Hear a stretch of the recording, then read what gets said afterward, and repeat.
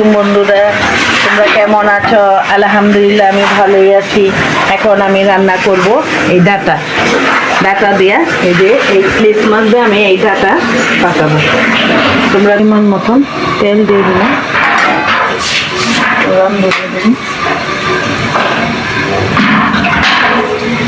পরিমাণ মতন রান্না,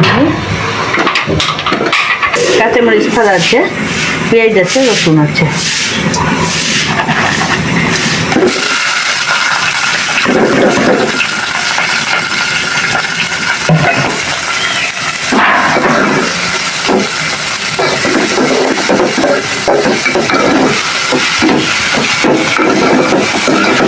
পরিমাণ মতন বন্ধুরা লবণ দিয়ে দিলাম।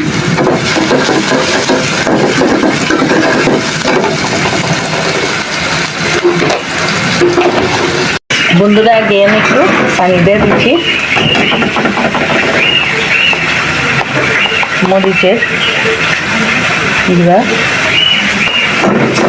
বেশি দিব না, কিন্তু হলুদ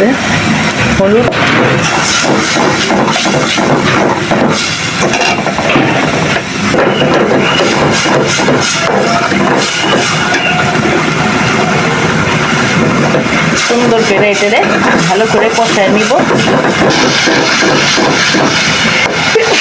বন্ধুরা এই যে কষানো হয়ে গেছে, তেল উঠে গেছে, এটা আমি এই ডাটাটি দিয়ে দিব।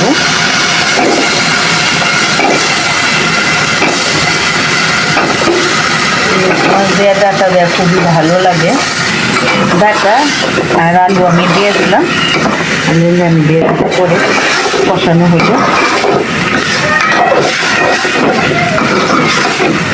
বন্ধুরা পানি দিয়ে দিব খাওয়ার জন্য, বেশি সময় লাগে না, এটা বইলা যাইব। ঢেকে দিব কিছুক্ষণের জন্য।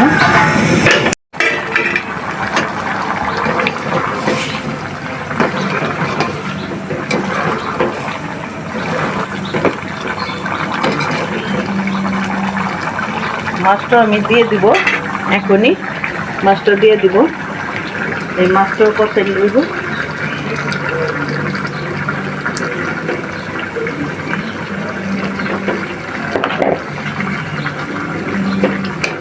ঢেকে দিব।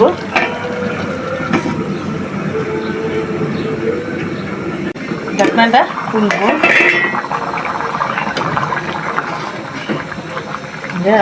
গইলা গেছে।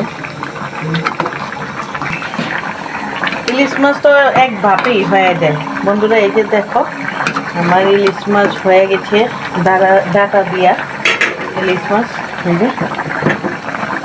দেখো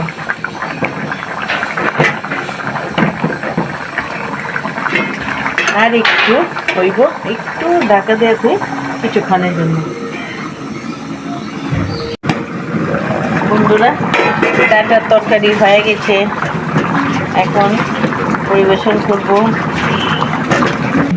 বন্ধুরা আমার ডাটার তরকারি হয়ে গেছে। এতক্ষণ আমার সাথে থাকার জন্য ধন্যবাদ। আসসালামু আলাইকুম।